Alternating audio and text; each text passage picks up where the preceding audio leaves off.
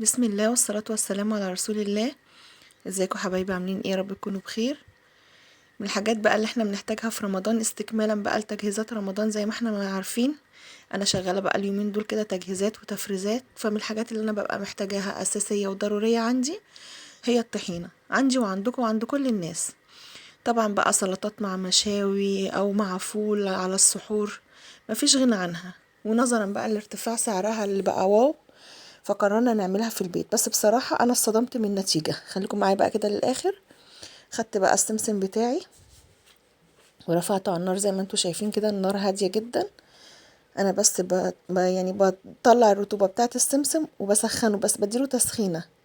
زي ما شايفين كده انا بقلبه بايديا، حتى يعني اللي هو ايه، انا مش عايزاه يتحمص، يعني مش عايزاه ياخد لون عشان ما يمررش معايا.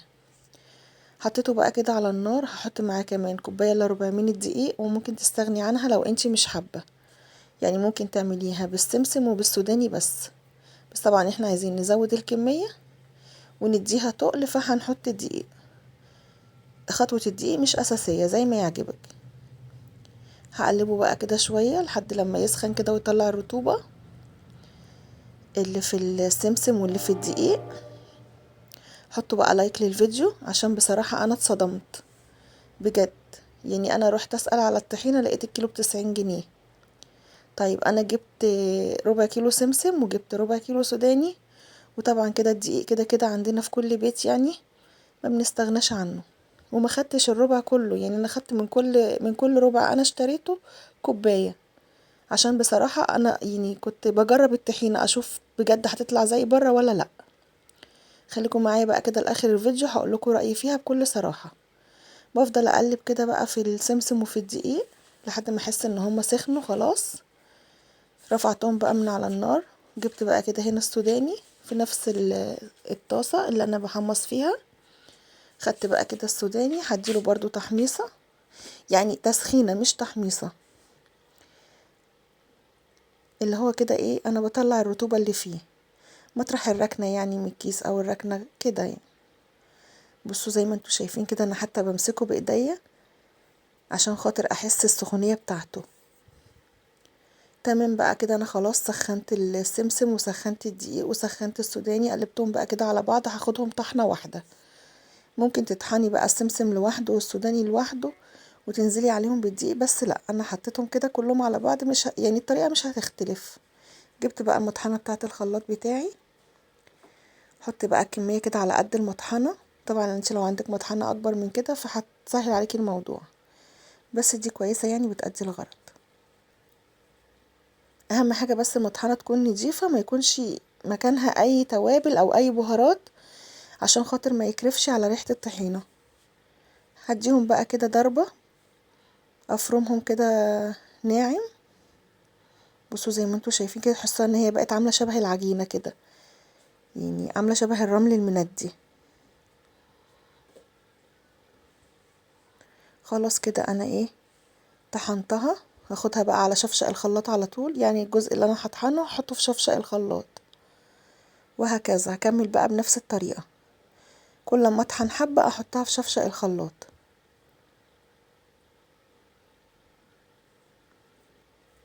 هكمل بقى. حطوا لايك للفيديو.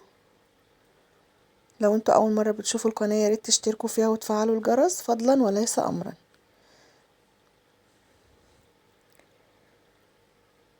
هنا انا كنت بعبي بقى كده المطحنة بتاعتي تاني. زي ما انتوا شايفين كده خلاص انا كده بقى ايه، طحنت كل السمسم. بصوا طحنته كله عامل شبه الرملة اهو، زي ما انتوا شايفين كده. يعني انا حسيت ان انا لو حطيته في شفشق الخلاط كده هو الاول وبعد كده حطيت عليه الزيت، الخلاط بتاعي مش هيمشي. فنقلت فضيته كده هنا تاني في الصينية، عشان خاطر احط الاول المادة السائلة. ممكن بقى تعينيه على كده، هي كده تبقى طحينة بودر. تعينيها بقى على كده وتستخدميها وقت الاكل، تطلعي كده المعلقتين وتفكيهم بمية، او شوفي هتفكيهم بقى بمعلقة زبادي زي ما بتعملي طريقتك في الطحينة. انا كمان نقلت هنا معلقتين عشان اوريكم ازاي لو حفظتيها بودر ازاي تعمليها. هاجي بقى هنا في شفشق الخلاط هحط بس كده حوالي ربع كوباية من الزيت او نص كوباية، عشان بس الخلاط بتاعي يمشي.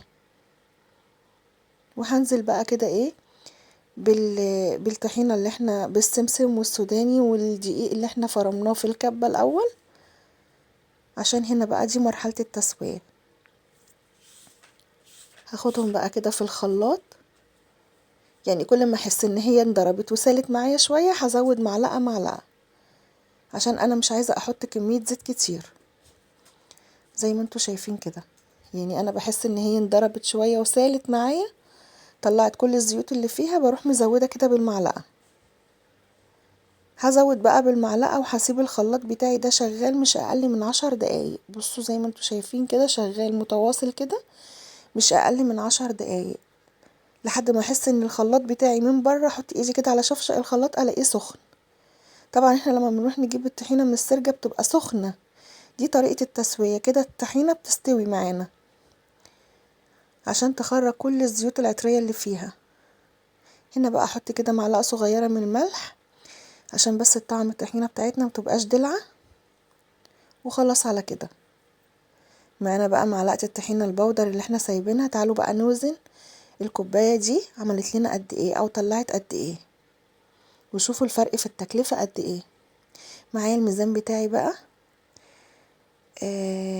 هجيب بس كده حاجة اعبي فيها الطحينة بتاعتي. جبت بقى البرطمان بتاعي ده اللي انا بعبي فيه الطحينة عامة، ده يعني بياخد تقريبا حوالي كيلو. يعني مثلا لو بتحطي فيه طحينة او بتحطي فيه عسل او حاجة بياخد حوالي كيلو. بصوا سمك الطحينة هي كده لسه سخنة، لما هتقعد كمان شوية هتتقل، يعني ممكن ازودها كمان زيت، بس انا مش عايزة الزيت يبقى فيها كتير. انا لو زودتها زيت كمان شوية هتديني وزن اكتر. بصوا داخلة على نص كيلو، كمية ما شاء الله من كوباية سمسم. يعني تقريبا هي نص كيلو، يعني 497 جرام تقريبا هي نص كيلو. يعني 3 جرام دول مش هيفرقوا حاجة يعني. اهو زي ما انتوا شايفين كده انا معايا نص كيلو طحينة صافي. كمان كل ما هتقعد معايا في التلاجة هتتقل، او برا التلاجة كمان هتتقل اكتر. فانا لو عايزة افكها شوية كمان ممكن اديها نص فنجان زيت او ربع فنجان زيت واخدها كمان في الخلاط مرة كمان. بس لا، انا حباها كده تبقى ايه، سميكة زي ما انتوا ما شايفين كده. حطوا لايك للفيديو حبايبي، متنسوش اللايك بالله عليكم. تعالوا بقى هنا نعمل الطحينة البودر. زي ما قلت لكم ممكن تشيليها كده وممكن تشيليها طحينة عادية زي ما احنا ما بنعملها. تعالوا بقى نعمل البودر وهوريكي هتفك معانا في ثواني ازاي. هنا معايا معلقتين اللي احنا كنا حشناهم بقى كده من الخليط بتاع الطحينة. حطيت هنا شوية ملح، وهنزل عليهم بشوية مية ونص ليمونة. حط كمان شوية كمون، حاجة بسيط كده كمون، وشوية شطة صغيرين خالص. وهحط نص ليمونة، معلقتين زيت او حوالي معلقة زيت، يعني من معلقة لمعلقتين. وهنفكها بقى بمية عادية من الحنفية، يعني مية دافية من الحنفية، مش مية سخنة ولا مية ساقعة، مية دافية من الحنفية، مية عادية. بصوا بقى هحط كده، هاخد كده حبة حبة لحد ما تفك معايا واوصل للقوام اللي انا عايزاه. طبعا انا عامله لكم يعني التجربة دي على معلقتين طحينة. هنزل بقى بنص ليمونة كده وشوية خل صغننين خالص، كأنك بتعملي بقى سلطة طحينة عادية.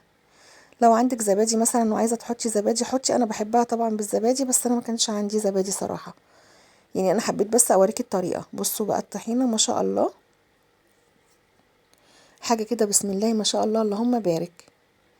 تحطي بقى فص توم، تحطي زي ما انت عايزة، حتة دقة بقى من بتاعة السمك دي برضو بتحيق الطحينة وبتديها طعم حلو، يعني زي ما بتحبي او زي ما بتحبي تاكلي سلطة الطحينة. شايفين ما شاء الله عملنا الطحينة السايلة وعملنا الطحينة البودر. يعني لو انت عايزة تعينيها بودر زي ما انت شايفة كده ممكن تطلعيها على طول، تاخدي من البرطمان وتحطي كده في الطبق بتاعك وتعمليها. لو وصلنا لحد هنا ما ننساش بقى لايك وشير واشتراك في القناة ونفعل الجرس عشان يوصل لكم ان شاء الله كل جديد. طبعا الهدف من هنا التوفير، وهي فعلا بصراحة يعني انا لقيت ان هي فيها توفير، وطعمها ما يختلفش كتير عن اللي احنا بنجيبها من السرجة. يعني احنا حتى كمان احنا عارفين احنا حاطين ايه، ومضمونة. مش مزودين فيها الزيت.